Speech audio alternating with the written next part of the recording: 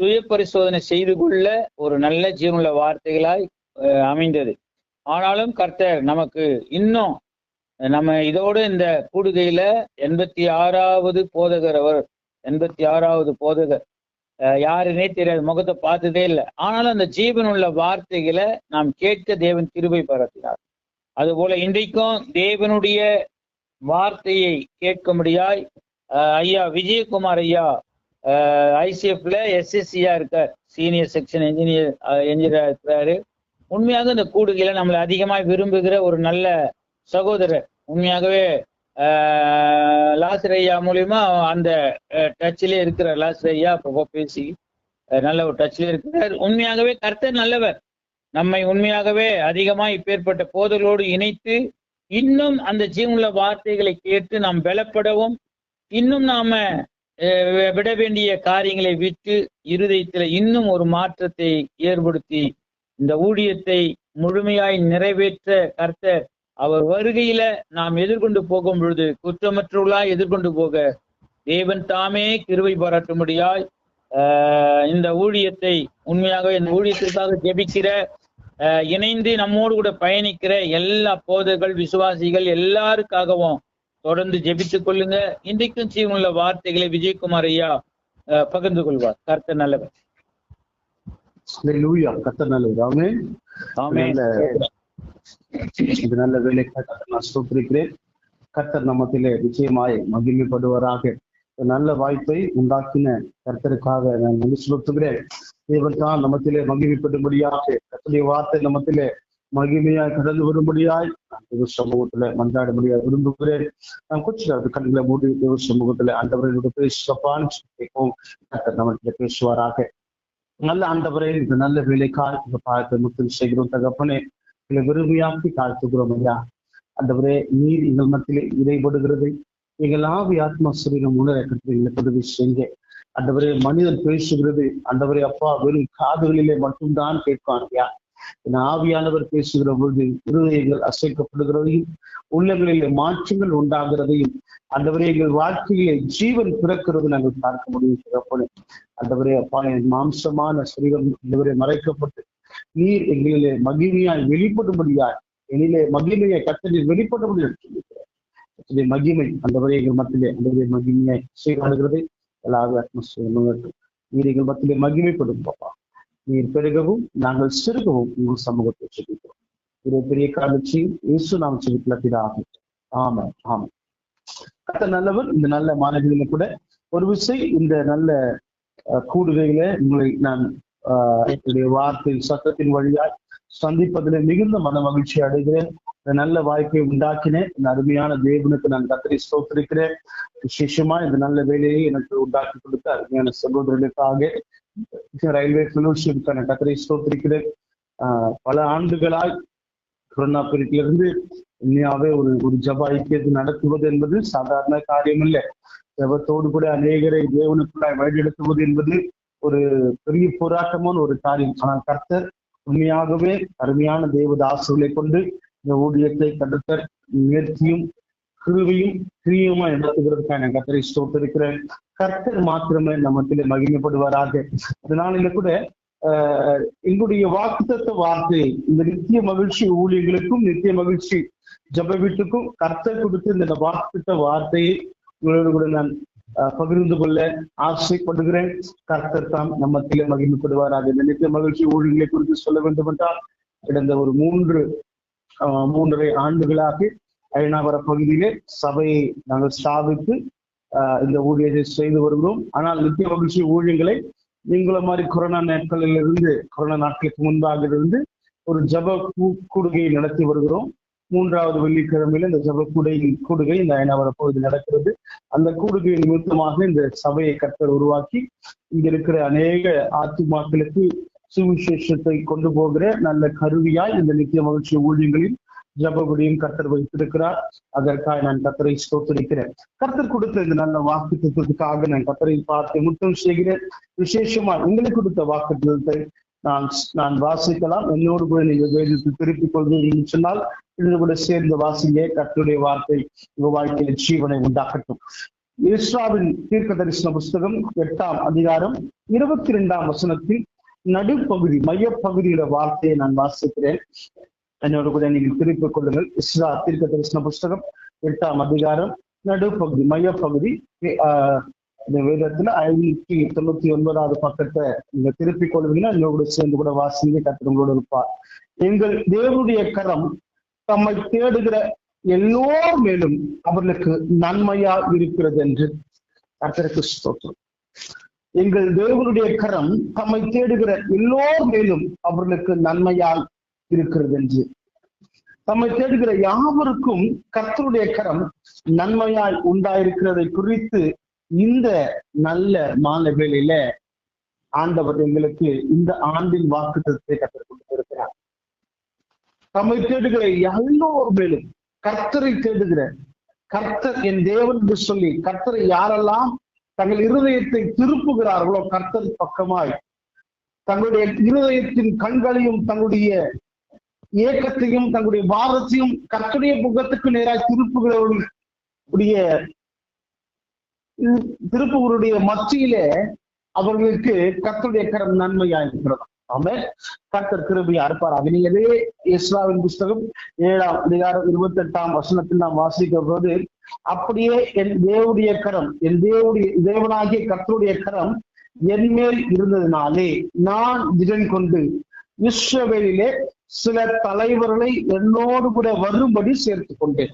எனக்கு நான் ரொம்ப குறிப்பிட்டு சொல்ல வேண்டிய வார்த்தை என்னவென்று சொன்னால், அப்படியே என் தேவனாகிய கர்த்தருடைய கரம் என் மேல் இருந்ததனால் நான் திடன் கொண்டு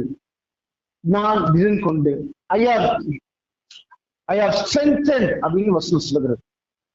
நான் திடன் கொண்டு கர்த்தருடைய கரம் ஒரு மனுஷன வாழ்க்கையில இருக்குன்னு சொன்னா அவன மனுஷனுடைய வாழ்க்கையில அவனுக்கு திடன் உண்டாயிருக்கும். போராட்டங்கள் நிறைய வரும், பலவீனங்கள் நிறைய வரும், சூழ்நிலைகள் மாற்றங்கள் நிறைய வரும்.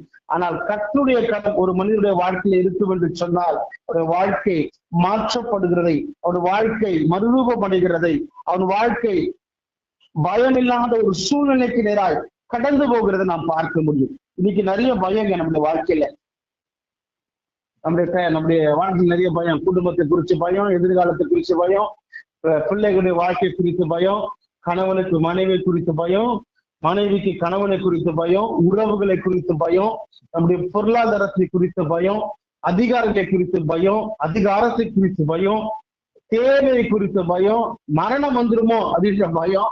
இப்படி நிறைய பயங்களை நம்முடைய இருதயங்கள் ஆட்கொண்டு இருக்கிறது. ஆனால் கர்த்தருடைய வார்த்தை, நாம் கர்த்தருடைய கரத்தை தேடுவோம் என்று சொன்னால், சங்கீதக்காரன் சொல்கிறான் சங்கீத புஸ்தகத்துல, கர்த்தரை நோக்கி பார்த்த முகங்கள் அது வெட்கப்பட்டு போகவில்லை, அது பிரகாசம் அடைதுன்னு சொல்லுகிறான்.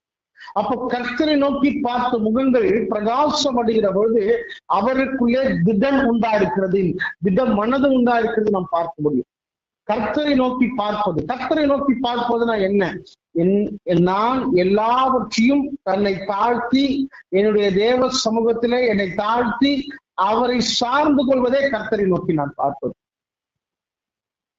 அவருடைய கரத்துல நான் என்னை அர்ப்பணிப்பது, அவருடைய கரத்துல என்னை முற்றிலுமாய் விட்டு கொடுக்கிறது. நான் ஒன்றுமில்லை ஆண்டவரே, நீங்க தான் என்னை ஆளுகை செய்யணும், நீங்க தான் என் குடும்பத்தை ஆளுகை செய்யணும், நீங்க தான் என் ஊழியத்தை ஆளுகை செய்யணும், நீங்க தான் என் சரீரத்தை ஆளுகை செய்யணும், நீங்க தான் என் ஆவிக்குரிய வாழ்க்கையை ஆளுகை செய்யணும், நீங்க தான் என் ஜப வாழ்க்கையை ஆளுகை செய்யணும், நீங்க தான் என் வேத வசனங்களுக்குரிய தரிசனங்களை காண்கிற ஆவிக்குரிய கண்களை முதல் கரத்தினால் எனக்கு திறந்து கொடுப்பேன் சொல்லி, என் பொருளாதாரத்தை நீங்க ஆளுகை செய்யணும், என்னுடைய பிள்ளையுடைய வாழ்க்கையை நீங்க ஆளுகை செய்யணும். அவருடைய கரத்திலே நான் தாழ்த்துவது, அவரை சார்ந்து கொள்வதே நான் கர்த்தருடைய கரத்திலே அவர் கரத்தை தேடுவதா இருக்கிறது. என்னை வெறுமையாக்குவது, நான் ஒன்றுமில்லை, என் ஞானத்தினால் நிற்கல, என் பலத்தினால் நிற்கல, எனக்கு இருக்கிற வருமானத்தினால் நிற்கல, எனக்கு இருக்கிற சரீர பலத்தினால் நிற்கல, எனக்கு இருக்கிற அதிகாரத்தினால் நிற்கல, எனக்கு இருக்கிற சொத்தினால் நிற்கல, எனக்கு நான் நிற்பதற்கும் நான் நிர்மூலம் நிற்பதற்கும் அவருடைய கிருபை மாத்திரமே என்று சொல்லி அவருடைய கிருபையை சார்ந்து கொள்வது. அநேக நேரங்களில நாம் அதை செய்ய தவறி விடுகிறோம். சில நேரங்கள் நம்ம சுயத்தின் மேல சார்ந்து விடுகிறோம், சுயத்தின் மேல, சுய பலத்தின் மேல நாம் சார்ந்து விடுகிறோம். ஆனா கர்த்தரோ இந்த ஆண்டிலே உங்களையும் உங்கள் ஊழியங்களையும் உங்கள் குடும்பங்களையும் அவருடைய கரத்தினால் நடத்துவார். எப்படி நடத்துவார் தெரியுங்களா? ஏசாயா தீர்க்கதரிசன புஸ்தகம் 49ஆம் அதிகாரம் 16ஆம் வசனம் சொல்லுகிறது, இதோ என் உள்ளங்கையிலே உன்னை வரைந்திருக்கிறேன், என் மதில்கள் எப்போதும் என் முன் இருக்கிறது. அதற்கு ஸ்தோத்திரம். என் உள்ளங்கையிலே உன்னை வரைந்திருக்கிறேன். நம்முடைய கரங்களுக்குள்ளே நாம் இருக்கிற பொழுது அவர் நம்மை உள்ளங்கையிலே வரைந்திருக்கிறார் அப்படின்னு வசனம் சொல்றது. இதை நம்ம மூல மொழி எபிரேய மொழியில நாம் வாசிக்கிற போது இந்த வார்த்தை இப்படி சொல்லலைங்க. எபிரேய மொழியை நம்ம வாசிக்கிற போது இந்த வார்த்தை இப்படி சொல்ல, இந்த வார்த்தை வேற விதமா சொல்லுகிறது. இந்த வார்த்தை என்ன சொல்லுதுன்னா, அவர் நம்மை வரைந்து வைக்கல. நல்லா புரிஞ்சுக்கணும். வரைஞ்சிருந்தா அழிஞ்சிடும், வரைந்திருந்தால் அழிந்து போயிடும். அவருடைய கரங்களிலே நம்மை பொறித்து வைத்திருக்கிறாரா. கர்த்தருக்கு ஸ்தோத்திரம். அவருடைய கரத்தை நாம் தேடுவோம் என்று சொன்னால் அந்த கரத்துக்குள்ளே நாம் பொறிந்திருக்கிறதை நாம் பார்க்க முடியும். அநேக நேரங்களில் நாம் அதை செய்கிறது எனக்கு அறிவான தேவ பிள்ளைகளை. நாம் அநேக நேரங்களில் நம்முடைய அலுவலர்களுக்கும் நம்முடைய உறவுகளுக்கும் நம்முடைய மற்ற காரியங்களுக்கும் கொடுக்கிற முக்கியத்துவத்தை கர்த்தருக்கு கொடுப்பதிலே கொஞ்சம் சுணக்கம் வந்துருது. சூழ்நிலை நிமித்தமாக, மற்ற காரியங்கள் நிமித்தமாக, என்னுடைய வேலை பலு நிமித்தமாக, இல்ல குடும்ப சூழ்நிலை நிமித்தமாக, ஏதோ ஒரு நிமித்தமாக நான் என்ன பண்றேன், கர்த்தரை தேடுவதிலே, கர்த்தருடைய கரத்தை தேடுவதிலே கொஞ்சம் சுணக்கப்படுகிறேன். சுணக்கம் வருது, சுணக்கம் வராம இல்லை. சுணக்கம் இல்லாத ஒரு மனுஷனும் கிடையாது. எல்லா நாளும் நான் ஜெபிக்கிறேன், ஆனா ஜெபம் இல்லாத ஒரு மனுஷனே இல்லை அப்படின்னு சொன்னா கர்த்தருக்கு ஸ்தோத்திரம்.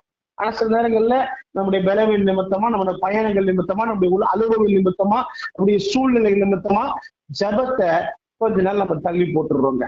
வேத வசனத்தை கொஞ்சம் தள்ளி போட்டுடுறோங்க, இல்ல கூடுதலையே தள்ளி போட்டுடுறோங்க. முக்கியத்துவத்தை கொடுக்க வேண்டிய இடங்கள்ல சில நேரங்கள் முக்கியத்துவம் கொடுக்காம போயிடுறாங்க.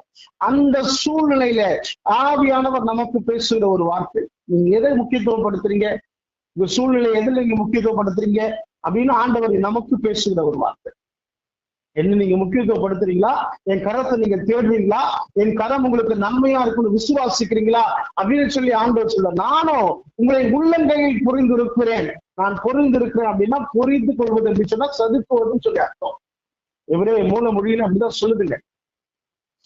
அவர் வரைந்து வைக்கிறேன், பொறித்து வைத்திருக்கிறார், செதுக்கி வைத்திருக்கிறார். ஏதோ மூலையில புல்லுக்கும் எதற்கும் ஒப்பில்லாத நம்மை, எதற்கும் பிரயோஜனம் இல்லாத நம்மை அவர் புரிந்து வைத்திருக்கிறார் தன் உள்ளங்கையில் நினைக்கிற போது நாம் மிகப்பெரிய பாக்கியவான். கர்த்தருக்கு ஸ்தோத்திரம். அதை கேட்டுக்கிற கிருபை நமது தலைமைகள் இருக்கும். என்ன நடந்தாலும் சரி, என்ன சூழ்நிலை வந்தாலும் சரி, கர்த்தருடைய சமூகத்துல நான் நிற்பேன். என்னுடைய எல்லா பலவீன நிமித்தமும், என் எல்லா நிலைமைகளின் நிமித்தமும் நான் கர்த்தரை விட்டு பிரிக்காதபடி கர்த்தரோடு நடக்கிற அந்த அனுபவத்தை நான் பெற்றுக்கொள்வேன் என்று சொல்லி கர்த்தருக்கு ஸ்தோத்திரம். கர்த்தரோடு நடக்கிற அந்த அனுபவம், கர்த்தரோடு நடக்கிற அனுபவத்தை இழந்தார்கள்.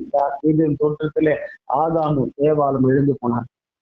கர்த்தரோடு நடக்கிற நாம யோசிக்கலாம், ஐயோ நான் ஆண்டவரோடு தான் ஜெபிக்கிறேன், ஆண்டவரோடு தான் இருக்கிறேன், நான் ஊழியம் செய்கிறேன், நான் இப்படி நடக்கிறேன், இப்படி செய்யறேன், என்னுடைய வாழ்க்கையெல்லாம் தேவனுக்கு முன்பா நான் உண்மையும் உத்தமா இருக்கிறேன். சில நேரங்களில ஏதோ ஒரு இடத்துல, ஏதோ ஒரு நேரத்துல, ஏதோ ஒரு சூழ்நிலை நிமித்தமா நான் சுயத்தில, என் பலத்தில நிற்க பிசாசு என்னை தள்ளுகிறான், என்னை வஞ்சிக்கிறான். சர்ப்பம் எப்படி அந்த ஸ்திரீயை வஞ்சித்ததோ அதே போல எவனை விடலாம் என்று கர்ஜிக்கும் சிங்கத்தை போல என்னை வஞ்சிக்க அவன் வகை தேடி சுத்தி திருகிறான். கர்த்தருடைய சமூகத்தை விட்டு விலக்குவதற்கு, கர்த்தருடைய சமூகத்தை விட்டு நான் விலக்கப்படுகிற பொழுது கர்த்தருடைய கரம் என் வாழ்க்கையிலிருந்து மறைந்து போகுதுங்க. கர்த்தருக்கு ஸ்தோத்திரம். கர்த்தருடைய கரம் என் வாழ்க்கையிலே மறைந்து போகிறது. என் சுயம் வெளிப்படுகிறது, என் சுய பலன் வெளிப்படுகிறது, என்னுடைய ஆதிக்கம் வெளிப்படுகிறது, என் சுய முடிவுகள் வெளிப்படுகிறது, என்னுடைய சித்தம் வெளிப்படுகிறது. அங்க அதான் வெளிப்படுது. ஏதேன் தோட்டத்துல தன் சித்தம் செய்ய, தன் சுயத்தை செய்ய இச்சிக்கப்பட்டாங்க. யாக்கோபின் புஸ்தகத்துல வாசிப்போனா பாவம் இச்சை எப்படி பிறக்கிறது என்று ரொம்ப அழகா சொல்கிறது. யாக்கோபின் புஸ்தகத்துல நான் வேணா வாசிக்கிறேன் உங்களுக்காக. கர்த்தர் கிருபையா இருப்பார், தேவ ஆவியானவர் நமக்கு உதவி செய்வார். யாக்கோபின் புஸ்தகம். கர்த்தருக்கு ஸ்தோத்திரம். சோதனையில் சிக்குகிற மனுஷன் பாக்கியவான். யாக்கோப்பு 1:12. அவன் உத்தமன் என்று விளங்கின பின்பு கர்த்தர் தம்முடைய அன்புக்குரியவர்களுக்கு வாக்குத்தத்தம் பண்ணின ஜீவ கிரீடத்தை பெறுவான். சோதிக்கப்படுகிற எவனும் நான் தேவனால் சோதிக்கப்படுகிறேன் என்று சொல்லாதபடி, தேவன் பொல்லாங்கினால் சோதிக்கிறவர் அல்ல, ஒருவனையும் அவர் சோதிக்கிறதும் அல்ல. அவனவன் தன் சுய இச்சையினால் இழுக்குண்டு சோதிக்கப்படுகிறான். அவனவன் தன் சுய இச்சையினால் இழுக்கப்பட்டு சிக்கொண்டு சோதிக்கப்படுகிறான். ரொம்ப அழகா இருக்கு அந்த வார்த்தை. கர்த்தருக்கு ஸ்தோத்திரம். அவனவன் தன் சுய இச்சையினால் இழுக்கப்பட்டு, எப்படி ஏதேன் தோட்டத்துல அந்த ஸ்ரீயானவள் இழுக்கப்பட்டாங்களோ அதே போல நாமளும் அநேக நேரங்களிலே கர்த்தரோடு நடக்கிற நாமும் சுய இச்சையினால் இழுக்கப்பட்டு கர்த்தருடைய கரத்தை விட்டு வெளியே போகிற, ஒரு கர்த்தருடைய பிரசனத்தை விட்டு வெளியே போகிற ஒரு நிலைமைக்கு நாம் ஆளாகும். ஆவியானவர் பேசுகிறார். கர்த்தர் தான் கிருபையா இருப்பாராங்க. நான் கொஞ்சம் ஏன் நடத்துறாருன்னு எனக்கு தெரியல. நான் அவுட் ஆஃப் சப்ஜெக்ட் போறேன், நான் அவுட் ஆஃப் டாபிக் போறேன், நான் எடுத்துட்டு வந்த செய்தி இல்லை. நான் ஆவியானவர் என்ன வேற விதமா நடத்துகிறார். அவனவன் தன் சுய இச்சையிலே சிக்குண்டு, நாம் எங்கேயோ சோதிக்கப்படுகிறோம், எங்கேயோ நாம் சிக்குண்டப்படுகிறோம், எங்கேயோ நான் என்னை நான் பலவீனத்துக்குள்ளே, என்னை நான் ஒரு சோதனைக்குள்ளே நடத்தப்படுகிற சூழ்நிலைக்கு நான் மாற்றிக்கொள்கிறேன். கர்த்தருடைய கரத்தை விட்டு விலகி, தேவ பிரசனத்தை விட்டு விலகி, தேவ சமூகத்தை விட்டு விலகி, என் சுயத்திலே நான் மேலந்து நிற்கிற, என் கால்களில் நிற்கிற பலனை நான் நாடுகிறேன். அப்பதான் நமக்கு ரொம்ப அழகா தெரியும். பார்வைக்கு இன்பமும் ருசிப்பதற்கு ருசியும் உள்ள பழமாய் நமக்கு தெரியும். புசிப்பதற்கு முன்பாகவே அது நமக்கு அப்படி தெரிஞ்சது. பார்வைக்கு இன்பமா இருந்துதான். கர்த்தருக்கு ஸ்தோத்திரம். பார்வைக்கு இன்பமா, புசிப்பதற்கு மிகவும் சுவையா இருந்துதான். அந்த மாதிரி சாப்பிடவே இல்லை. ஆனா சொல்றாங்க, முதல்ல இச்சையின் என்கிற அந்த சிக்கலுக்குள்ள மாட்டிக்கொண்டு, இவங்க யாருன்னா கர்த்தரோடு அனுதினமும் நடக்கிற ஒரு மனுஷன். ஆனா அவங்க சொல்கிற ஒரு வார்த்தை, பிசாசு ரொம்ப தந்திரமாக பாம்பின் வழியில, அந்த விலங்கின் வழியை, பாம்பு விலங்கு என்று வேதம் நமக்கு விளக்குகிறது. 3ஆம் அதிகாரத்தில் வாசிச்சு பாருங்க. கொடிய மிருகம் என்று விளங்குகிறது சொல்லுது. ஒரு ஊர்வன என்று சொல்லல. இன்னைக்கு நம்ம அந்த ஊர்வனன்னு சொல்லி ரெப்டைல சேர்த்திருக்கோம். ஆனா ரெப்டைலில் வேதம் சொல்லாது, கொடிய மிருகம், பீஸ்ட் அப்படின்னு சொல்லுது. அதற்கு கால்கள் இருந்திருக்கலாம், வேற ஒரு உருவம் கூட இருந்திருக்கலாம், நமக்கு தெரியல. வேதம் நமக்கு தெளிவா சொல்லல. ஆனா அதை குறித்து பேசுகிற பொழுது அது கொடிய மிருகம் என்று சொல்லுது. அந்த கொடிய மிருகம் நம்மை வஞ்சிக்கும்படியா, எனக்கு ஒரே ரீசன் தான், கர்த்தரோடு நடக்காதபடி என்னை வழி விலக செய்யவும், என்னை தேவனை விட்டு பிரிக்கவும், தேவ சமூகத்திலிருந்து என்னை நிர்மூலமாக்கவுமே அது என்னை தேடுகிறது. வேற ஒரு காரணமும் இல்லை. கர்த்தருடைய கடம் எனக்கு நன்மையா இருக்கக்கூடாது. நான் கர்த்தருடைய சமூகத்துல இருப்பேன்னு சொன்னா கர்த்தருடைய கடம் எனக்கு நன்மையா இருக்கும். ஆனா கர்த்தருடைய சமூகத்தை விட்டு நான் விலகணும்னு சொன்னா கர்த்தருடைய கடம் எனக்கு தேட முடியாதபடி, என் சுயத்தில் இருக்கிறபடி நான் தள்ளப்படுவேன். சுயத்தில் நின்றா நம்ம கண்கள் வெளிப்பட்டு அவர் நிர்வாணி என்று உணர்ந்தான் பேசணும். அவ ஏற்கனவே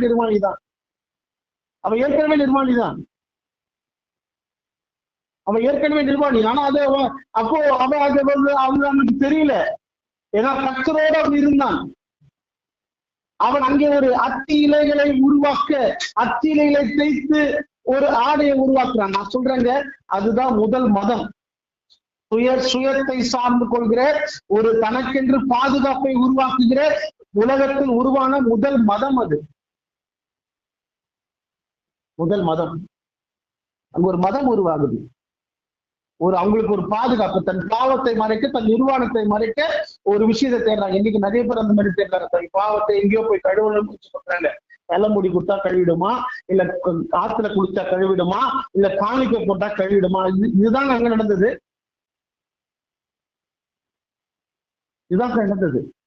தன் பாவத்தை மறைக்கக்கூடிய, தன் பாவத்திலிருந்து விலகி ஓடக்கூடிய, தேவ சமூகத்தை விட்டு விலகி ஓடக்கூடிய ஒரு சூழ்நிலை அங்கே உருவானது. கர்த்தருக்கு ஸ்தோத்திரம். ஏன் அந்த சூழ்நிலை உருவாச்சு அப்படின்னா, அங்கே தேவனுடைய கரத்தை கேளாதபடி, பிசாசின் சத்தத்துக்கு வஞ்சிக்கிற கர்ஜிக்கும் சிங்கத்தை போல இருக்கிற பிசாசின் சத்தத்துக்கு அவர்கள் செவி கொடுத்ததுனாலே தேவ சித்தம் அவர் வாழ்க்கையிலிருந்து விலகி போயிட்டு. ஆவியானவர் நம்ம நடத்துவார். ஆவியானவர் நம்ம நடத்துவார். உண்மையாகவே நாம் எங்கேயோ பலவீனப்படுகிறோமோ, நாம் ஏதோ ஒரு விஷயத்துல மாம்சத்தின் சத்தத்துக்கு நாம் செவி கொடுக்கிறோமோ, இல்ல தேவனை விட்டு எங்கேயோ நாம சுயத்தின் மேல மனிதர்களை திருப்திப்படுத்த, இல்ல மற்ற காரியங்களை நான் மேன்மைப்படுத்த நான் ஏதோ ஒரு தேவனை விட்டு விலகுகிறோனோ என்று சுய பரிசோதனை செய்து கொள்ள வேண்டிய நேரத்துக்கு கர்த்தர் நம்ம நடத்துகிறார். கர்த்தர் தான் கிருபையா இருப்பார். அவன் எல்லாவற்றையும் இழக்கும்படியாய் ஒரு சூழ்நிலை அங்க உண்டானது. ஆனா கர்த்தருடைய கரம் நம்மோடு இருக்குன்னு சொன்னா, நம்ம கர்த்தருடைய கரத்தை தேர்வுன்னு சொன்னா, ஏசாயா தீர்க்கதரிசன புஸ்தகம் 59ஆம் அதிகாரம் 1-2 வசனங்களை வாசிக்கிறேன் நான் உங்களுக்காக. கர்த்தர் தாம் மகிமைப்படுவார். இதோ ரட்சிக்க கூடாதபடிக்கு கர்த்தருடைய கை குறுகி போகவும் இல்லை, கேட்கப்படாதபடிக்கு அப்படி செவி மந்தமாகவும் இல்லை. கர்த்தருக்கு ஸ்தோத்திரம். உங்கள் அக்கிரமங்களையும் உங்களுக்கும் உங்கள் தேவனுக்கும் நடுவே பிரிவினை உண்டாக்குகிறது. உங்கள் அக்கிரமங்களே உங்களுக்கும் தேவனுக்கும் நடுவே பிரிவினை உண்டாக்குகிறது. உங்கள் பாவங்களே அவர் உங்களுக்கு செவி கொடாதபடி அவருடைய முகத்தை உங்களுக்கு மறைக்கிறது. கர்த்தருக்கு ஸ்தோத்திரம். கர்த்தருடைய கரத்தை நாம தேடுவோம்னு சொன்னா, கர்த்தர் செய்கிற முதல் காரியம் நம்முடைய பாவங்களை அவர் மன்னிப்பது. அதுதான் அந்த முக்கியமான காரியம், முக்கியமான விஷயம். அதுதான் பாவத்தை நான் மன்னிக்கப்பட்டதே பாஸ்டர், என் பாவம் மன்னிக்கப்பட்டது அப்படின்னு சொன்னா அது முட்டாள்தனம், அது முட்டாள்தனம். ஆனா வசனம் அதைபடி சொல்ல, அனுதினமும் ரட்சிக்கப்பட வேண்டும் வசனம் சொல்லுது. அனுதினமும் ரட்சிக்கப்பட வேண்டும். கர்த்தருக்கு பிரியமில்லாத ஏதோ ஒரு காரியம் என் வாழ்க்கையிலிருந்து அனுதினமும் மாற்றப்பட வேண்டும் என்பதே அதற்கு பொருள். கர்த்தரை ஏற்றுக்கொள்கிறது என் வாழ்க்கையா இருந்தா, நான் கர்த்தரை போல் ஆகுவது, இயேசுவை போல் என் வாழ்க்கை மாறுவதுதான் என்னுடைய ஃபைனல் டெஸ்டினேஷனா இருக்கணும். என் பேச்சு மாறணும், என் செயல் மாறணும், என் அன்பு மாறணும், என்னுடைய சகலமும் மாறணும். சகலமும் இயேசு கிறிஸ்துவை போல. அவர் எப்படி மன்னித்தாரோ நான் அப்படி மன்னிக்க வேண்டும். அவர் எப்படி எனக்கு அன்பு பாராட்டுகிறாரோ அப்படி நான் அன்பு பாராட்ட வேண்டும். அவர் எப்படி என்னை நேசிக்கிறாரோ அப்படி நான் நேசிக்கிறோம். நம்ம செய்ய தவறுகிறோங்க, அநேக நேரங்களில் தவறு. நம்முடைய வாயின் வார்த்தையில, சிந்தையில, பார்வையில, பேச்சு, நடக்கையில நாம் அநேக நேரங்களை தவறி போறோம். சின்ன கோபம் கர்த்தருக்கு நமக்கு பிரிவினை உண்டாக்குறது. அதுதான் ஏசாயா 59:1-2. ஒரு சின்ன போய் தானே, ஆனா பாவம் தான். சின்னது பெருசுல சைஸ் கிடையாது பாவத்துக்கு. உங்கள் அக்கிரமங்களே உங்களுக்கும் தேவனுக்கும் நடுவே பிரிவினை உண்டாக்குகிறது. உங்கள் பாவங்களே அவர் உங்களுக்கு செவிபடாதபடி அவருடைய முகத்தை உங்களுக்கு மறைக்கிறது. நம்முடைய பாவங்களே அவர் முகத்தை நம்ம இடத்துல மறைக்கிறதா. கர்த்தருக்கு ஸ்தோத்திரம். அவரை நாம் தேடுகிற பொழுது கர்த்தர் நம்முடைய பாவங்களை மன்னிக்கிற தேவனா இருக்கிறார். அவர் நம்மை உருவாக்குகிற கர்த்தரா இருக்கிறார். அவர் நம்மை மறுரூபப்படுத்துகிறவரா இருக்கிறார். கர்த்தர் நமத்தில் மகிமைப்படுவாராக. யாத்திராம புஸ்தகத்துல 3ஆம் அதிகாரம் 7ஆம் வசனத்தை வாசிப்பீங்கன்னா, மோசேவின் சரித்திரம் இங்கே உண்டாகிறது.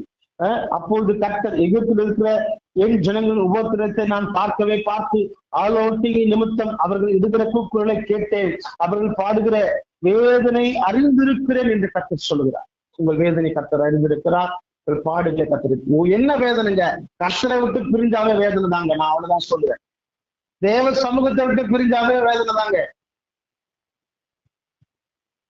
தேவ சமூகத்தை விட்டு நான் தள்ளி போறேன் அப்படின்னாவே அது எனக்கு வேதனை தான், அது எனக்கு பாடுதான்.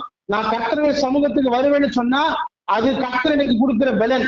அதை விட்டுட்டு நான் தேவ சமூகத்தை விட்டு விலகி ஓடுவேன்னு சொன்னா அது எனக்கு பாடையும் முள்ளையும் குறுக்கையும் தான் கொண்டு வரும் வாழ்க்கையில. கர்த்தருடைய சமூகத்தை விட்டு விலகுகிறது இல்ல, தேவ சமூகத்தை நாடுகிறதே.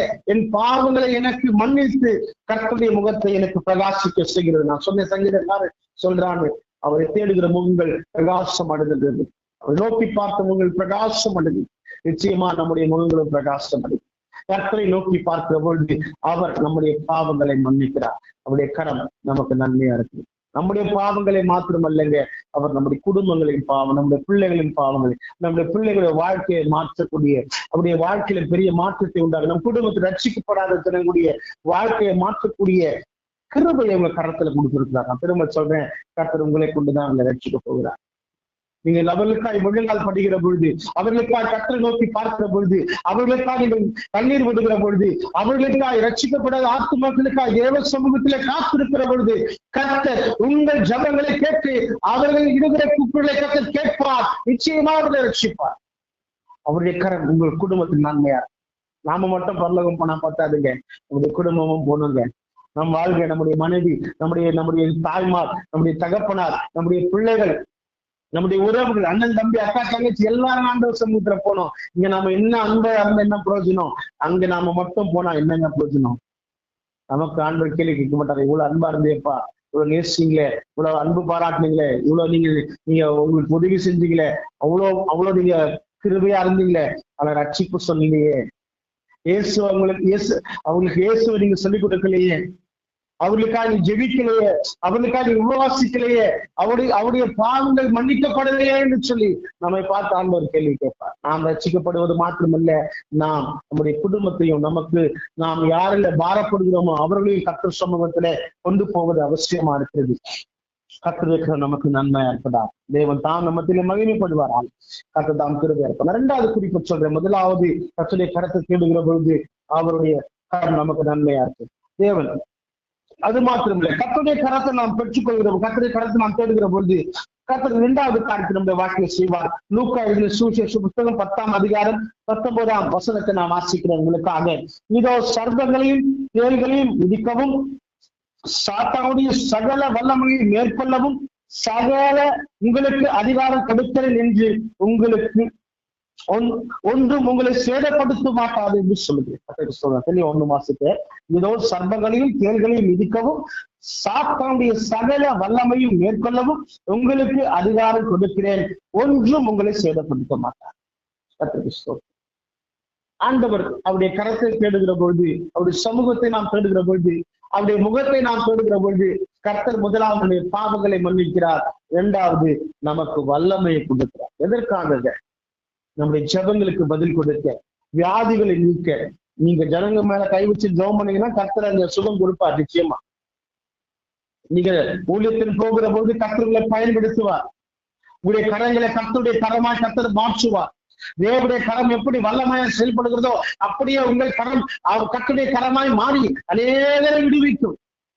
சர்வத்தின் ஆவிகள் நிர்மூலமாக்கப்படும், எல்லை கட்டுகள் உடைக்கப்படும், விசுவாசின் தொங்குகள் நிர்மூலமாக்கப்படும். கர்த்தர்கள் அப்படி பயன்படுத்துவாருங்க. கர்த்தருடைய சமூகத்தை தேடணும், கர்த்தருடைய கரத்தை தேடணும். நன்மையா எங்களுக்கு மாத்திரமில்ல, கர்த்தர் உங்களை கொண்டு அநேகர நன்மையாய் கர்த்தர் மாற்ற வல்லவரார். அவருடைய கரத்தை தேடுவது அவசியங்க. அவருடைய கரம் நமக்கு நன்மையா இருப்பது அவசியங்க. அவருடைய கரம் நமக்கு நன்மையை உண்டாக்குவது அவசியங்க. ரொம்ப அழகா சொன்னாருங்க, சர்ப்பங்களின் தேள்களின் மிதிப்பால் சத்தாவுடைய சகல வல்லமைகளை மேற்கொள்ளாது. பெரிய அதிகாரங்க. கர்த்தருக்கு ஸ்தோத்திரம். இந்த வல்லமையை புரிஞ்சு கூடாதுன்னா சாத்தான் நம்மள அநேக நேரங்கள்ல கர்த்தருடைய சமூகத்தை விட்டு விலகலாம். இந்த வல்லமையை நம்ம பயன்படுத்தக்கூடாதுன்னா அநேக நேரங்கள்ல சாத்தான் நம்ம வேறு விதமா உலகத்தின் இச்சையில நம்மளை திருப்பி கொண்டு போயிடும். ஆனா கர்த்தர் சொல்றாரு, உங்களுக்கு அதிகாரம் தருகிறேன், இப்போது செய். நீங்க சங்கீதம் 91ஆம் அதிகாரம் சங்கீதம் 91:13 வாசிப்பீங்கன்னா, சிங்கத்தின் மேலும் வரியின் பாம்பின் நடந்து பல சிங்கத்தையும் வலு சர்ப்பத்தையும் நிறுத்து போடுவார். அந்த எவ்வளவு அழகான வார்த்தைகள் நமக்கு கொடுக்கிறார். பில்லி சீனியமோ ஏவல் பிசாசோ உங்க மேல ஒண்ணும் செய்ய முடியாது. கர்த்தருடைய கரம் உங்க மேல இருக்கணும். சீஷர்கள் ஊழியம் செய்ய போனாங்க, ஆனா அவர்களால் சில பிசாசுகளை ஓட்ட முடியல. ஆண்டவர் கேட்டாங்க, அற்ப விசுவாசி, உள்ள நான் எவ்வளவு நாள் உங்களோடு கூட இருப்பேன்னு நினைக்கிறீங்க? உங்களுக்குள்ள விசுவாசம் இல்லையா? ஆண்டவர் கேட்டார். கர்த்தருக்கு ஸ்தோத்திரம். கர்த்தருடைய முகத்தை நாம் தேடுவோம் என்று சொன்னார். ஆண்டவரே, என்னை நீங்க கொண்டு போறீங்க, நிச்சயமா என்னை கொண்டு போறீங்கன்னா ஒரு அசைவு இருக்கணும் ஆண்டவரே. சும்மா ஏதோ பேருக்கு நான் போக கூடாது. கர்த்தரனை கொண்டு போவதற்கு ஒரு முகாந்திரம் இருக்கணும். கர்த்தரனை கொண்டு போவதற்கு ஒரு நோக்கம் இருக்கணும். இன்னைக்கு நான் போறேன்னா இதோ உலகத்தை கலக்கிறவர்கள் இங்கே வந்து விட்டார்கள் சொல்லத்தக்கதாக கர்த்தருடைய கரம் என் மீது இருக்கிறதை கண்கள் காண இதோ என் தேவன் எனக்கு முன்பாக சென்று அதே நிர்மூல சாத்தாவின் கொண்டு நிர்மூலமாக்குங்க. நான் கல்லையோ மண்ணையோ ஆராதிக்கலப்பா, ஜீவனுள்ள தேவனை ஆராதிக்க அவரின் சத்தத்தை கேட்கிறார், அவருக்கு பதில் கொடுக்கிறார். அவர் அசைகிற அசைவதை நான் உணர்கிறேன். தேவன் எனக்கு முன்பாக செய்கிறதை கண்ணத்தான செய்ய ஆண்டவர் சொல்லி ஜெபிக்கணும். கர்த்தருக்கு ஸ்தோத்திரம். பேதுரு நடந்து போகிற பொழுது, அந்த மறுதலித்த பேதுரு நடந்து போகிற பொழுது அவர் நிழலில் ஓரமாய் போட்டு சொஸ்தமான வசனம் சொல்றது. அவர் துணி கட்சிக்கு வாங்கிட்டு போவாங்களாம். அந்த துணி வஸ்திரத்தை வாங்கிட்டு போகலாம். அந்த வஸ்திரத்தை மேல போட்டா விசாரிச்சு பிடிச்சவங்களும் வியாதிகளும் சுகமாகலாம். கர்த்தருக்கு ஸ்தோத்திரம். எவ்வளவு பெரிய வல்லமைங்க கர்த்தர் நமக்கு கொடுத்திருக்க தேவனுடைய வல்லமை. ஆண்டவர் நம்மளை வேற விதமா பயன்படுத்த விரும்புறார். ஆனா அநேக நேரங்கள்ல நாம தான் ஒரு சமூகத்தை விட்டு விலகி பின்னிட்டு ஓடி போயிடும். அநேக நேரங்களில் அவர் சமூகத்தை விட்டு விலகி பாருங்க, ஆதாம் ஏவாள் ஒருவேளை தவறு செய்யல அப்படின்னா அந்த வார்த்தை ரொம்ப அழகமா இருக்கும்.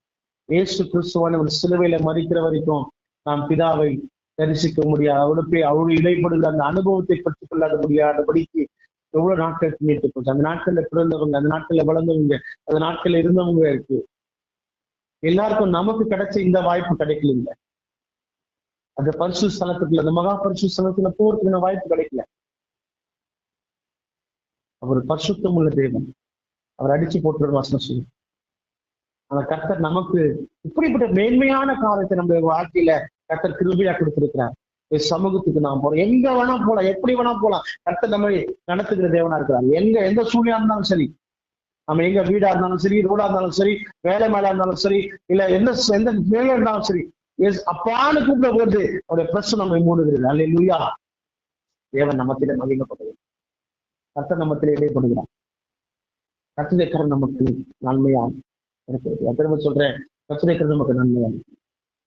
முதலாவது காரியம், நம்முடைய பாவங்கள் நமக்கு மன்னிக்கப்படுகிறது. ஒரு கரம் நம்மளுடைய பாவங்களை, நம்முடைய குடும்பத்தின் பாவங்களை, நமக்கு இருக்கிற எல்லா உறவுகள் காரியங்கள், நம்ம யாருக்கெல்லாம் ஜெபிக்கிறோமோ, ஆத்மா பாரத்தோடு ஜெபிக்கிறோமோ, இந்த பாவங்களை கர்த்தர் மன்னித்தவர்களை ரட்சிப்பார். இரண்டாவது, கர்த்தர் உங்களோடு இருக்கிறதை கண்கள் காண செய்வார். ஒரு மனுஷனோட கர்த்தர் எப்படி இருப்பாருங்க? கர்த்தர் அவர் மூலியமா வெளிப்படுகிறது மூலியமா தான் ஒரு மனுஷனை கர்த்தர் அவரோடு இருக்கிறாரு காண முடியும். அவருடைய கரம் அவரோடு இருக்கிறது காண முடியும்.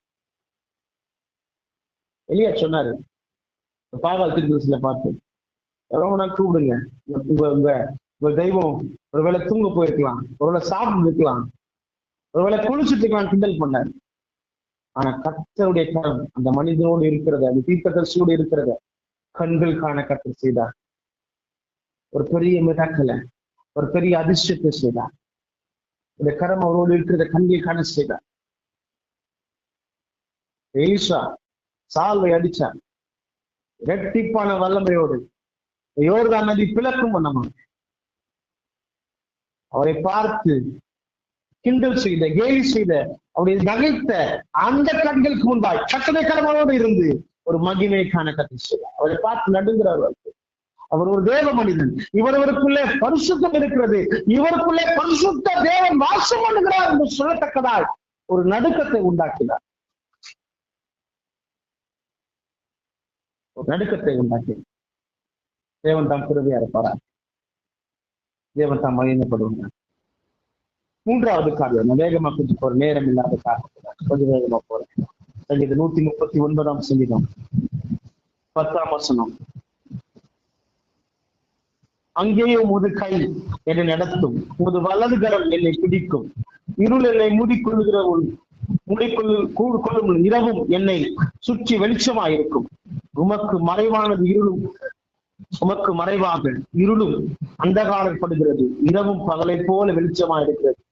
உமக்கு இருளும் வெளிச்சமாக அவர் நம்மை நடத்துகிற தேவனா இருப்பார். நாம எதை பேசணும், எங்க பேசணும், எப்படி செய்யணும்ன்ற ஒரு அறிவுரை ஆலோசனை கொடுக்கிற கர்த்தராக அவருடைய கரம் நமக்கு எப்படி இருக்கும் அப்படின்னா, நம்மை நடத்துகிற கர்த்தர், நம்மை வழிநடத்துகிற கர்த்தராய், நம்மை நம்மை நம்மளை நம்மளை போதித்து, நமக்கு ஆலோசனை கொடுத்து, நமக்கு வெளிப்பாடுகளை கொடுத்து, கர்த்தரோடு நடக்கிற அனுபவத்தை நமக்கு உண்டாக்குகிற தேவனா இருப்பார். ஏதோ வல்லமை கொடுத்துட்டு சும்மா அப்படியே போக மாட்டாரு. உங்களை பயன்படுத்துகிற தேவன், உங்களை பயன்படுத்துகிற தேவன், உங்களை வழிநடத்துகிற ஆலோசனை சொல்கிற தேவனாக, உங்களை மோல்ட் பண்றவரா, உங்களை உருவாக்குகிறவரா, உங்களை மறுரூபப்படுத்துகிறவரா கர்த்தர் வைத்தார். திரும்ப சொல்றேன், ஒரு மனுஷன், அநேக நம்ம ஊழியக்காரங்களை பார்க்கணும், கொலைகாரனா இருந்தவர், ஜெயில இருந்தவங்க, அவருடைய வாழ்க்கை சீர்கெட்டு போய் இருந்த ஜனங்களை கர்த்தர், ஒரு மனுஷன் ஆண்டவருக்குள் நடக்கிற போது, ஆண்டவருடைய கரம் அவரோடு இருக்கிற போது ஒரு மாறுபட்ட வாழ்க்கையை வாழ்ந்து வேத வசனத்தை போதிக்கிற, வேத வசனத்தினால் தங்கள் நிரப்புகிற ஒரு மனுஷனாய் காணப்படுது. சின்ன சாட்சி மட்டும் சொல்றேன். வட சென்னையின் கலக்கணும், ஒரு மிகப்பெரிய ரவுடி, மிகப்பெரிய ரவுடி. அவர் கொன்று போடப்பட்டிருக்க வேண்டிய ஒரு மனுஷன், அநேக கொலைகளை செய்தவர். ஆனா சிறைச்சாலையில இயேசுவை அறிக்கை கொண்டார், தன் வாழ்க்கையை மாற்றிக் கொண்டார். சிறையிலிருந்து வெளியே வந்து கமிஷன் ஆபீஸ்ல ஒரு லெட்டர் எழுதி கொடுத்தார், எந்த வம்புக்கும் போக மாட்டேன்னு சொல்லி. வெப்பில்ஸ் ஏதோ ஒரு மூலைங்க கோலை குடிச்சுங்க இயேசுவை கொடுத்து சொல்றார். ஒரு ரிப்போர்ட்டர், உலக மனிதன், ஒரு சாட்சியா சொன்ன ஒரு வார்த்தை. ஒரு மனுஷனுக்குள்ள ஆண்டவருடைய கரம் இருக்குன்னு சொன்னா அவன் வாழ்க்கையை மாற்றப்படுது, வாழ்க்கை மறுபடுகிறது. அவன் வாழ்க்கை முற்றிலுமாய் இயேசு கிறிஸ்துவுக்குள்ள அவர் நல்ல மரணத்தை செலுத்தார். அதுதான் ரொம்ப முக்கியம். ஒரு நல்ல மரணத்தை சந்தித்தார். இந்த மரணம் அவருக்கு ஆசீர்வாதமா இருக்கு. அநேகரை வெட்டி கொலை செய்து அவர் கூட இருந்த அநேகர் வெட்டி கொலை செய்யப்பட்டாங்க. ஆனா அந்த மனுஷனும் ஞானமாய் நடக்கவும், ஊழியத்தை செய்யவும், தன் குடும்பத்தை நடத்தவும் அவருக்கு கர்த்தர் நடக்கும் கிருபையா இருந்தார். திரும்ப வசனத்தை வாசி ஜோபன் விரும்புறேன். கர்த்தர் கிருபையா இருப்பார். எஸ்ரா 8ஆம் அதிகாரம், 8ஆம் அதிகாரம். எங்கள் தேவனுடைய கரம் தம்மை தேடுகிற எல்லோரும் அவருக்கு நன்மையா இருக்குது, நன்மையா இருக்குது. உங்க வாழ்க்கையில ரட்சிப்பை கொண்டு வருவது உங்க வாழ்க்கையில ஒரு வல்லமை கொண்டு வருவதற்கு கர்த்தரா இருக்கிறார். உங்க வாழ்க்கையை நடத்தக்கூடிய ஞானத்தை கொடுக்கிற நல்ல கிருபை உள்ள தேவன் கர்த்தர் தான் இந்த வார்த்தைகளை ஆசீர்வதிக்கிறார். ஆமென், ஆமென், ஆமென். ஸ்தோத்திரம். கர்த்தர் நல்லவர். உண்மையாகவே இன்றைக்கு உண்மையாகவே தேவனு